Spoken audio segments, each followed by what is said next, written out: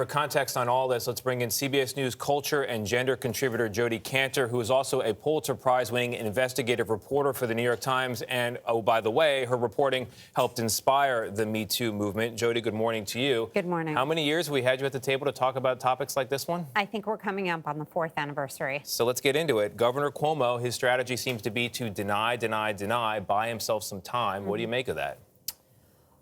I think that politically, he has a very difficult exit strategy. And on the one hand, the time may advantage him, but on the other hand, more and more and more is coming out. And, you know, that report that was released by the Attorney General last week contains so much information, and we're continuing to see the implications of all of that play out, including for Time's Up, which is the organization that was founded to combat these problems in the wake of the Weinstein scandal, and yet had as one of its closest allies Governor Andrew Cuomo. That's what's so interesting about this case. They're all different in their way, but Governor Cuomo appeared to be a champion of the Me Too movement and an ally of victims, and now he's allegedly creating victims in his wake. How do people reconcile that? I think that's one of the hardest to fathom things about this situation, because we've all heard a lot of these Me Too allegations over the years, but what is so distinct about these is that as this was exploding, as there was a global reckoning,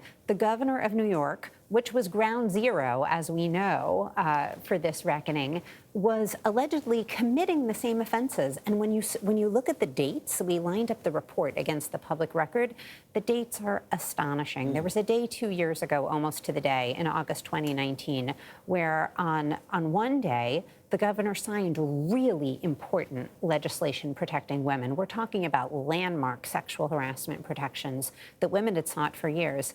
The next day, he allegedly continued his pursuit of that state trooper. So, Jodi, then what has to change? Because there are laws that are being enacted, but is it beyond that? Is it more of a cultural issue that has to change so somebody like Governor Cuomo isn't committing offenses like this? Well, you know, I don't think anyone was under the illusion that the Harvey Weinstein story or the Me Too reckoning was going to solve these problems. But I think that this is prompting a deeper layer of searching about whether we do have the right tools in place. If you look at, you know, part of what's fascinating about that report is that it's kind of an anatomy of the governor's office and how it functioned, right? Even in this very official work environment, there weren't effective ways to make complaints. The Attorney General says people were scared constantly of retaliation. Right. And so all these years later, we're still asking the basic questions of, do women feel that they have a safe way to report? And, you know, another terrifying thing about this story is how close it came to remaining secret. I mean, look at the powerful interview that was on this show yesterday. If you look at the timeline, a lot of these women originally thought they were going to take these secrets to the grave, even in the Me Too era. And how many stories have gone to the grave or will be kept secret regardless? Yeah, and you mentioned already Roberta Kaplan, the prominent lawyer for Time's Up, who was advising Governor Cuomo about all of this. Explain to people who may not understand. Time's Up is supposed to be in women's corners.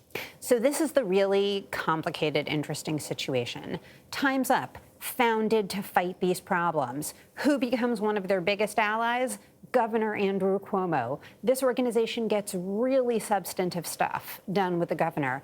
In the course of doing that, they develop a relationship that gets them in trouble, not because they were working with him on legislation. There's nobody who really thinks that was the wrong thing to do, but because once these allegations started to dribble out, Time's Up got a little bit too involved in advising. Essentially, Roberta Kaplan and Tina Chen, the head, gave some feedback on a kind of op-ed letter that is now coming under question in the AG report.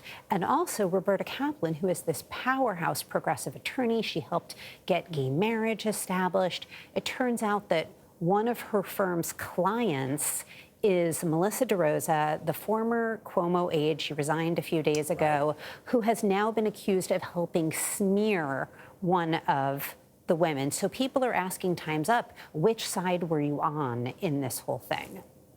Remarkable. You said back in 2019, in the wake of Me Too, everything's changed, but nothing's changed. Probably feel the same way. Jodi Kantor, as always, thank you very much. Appreciate it. Thank you.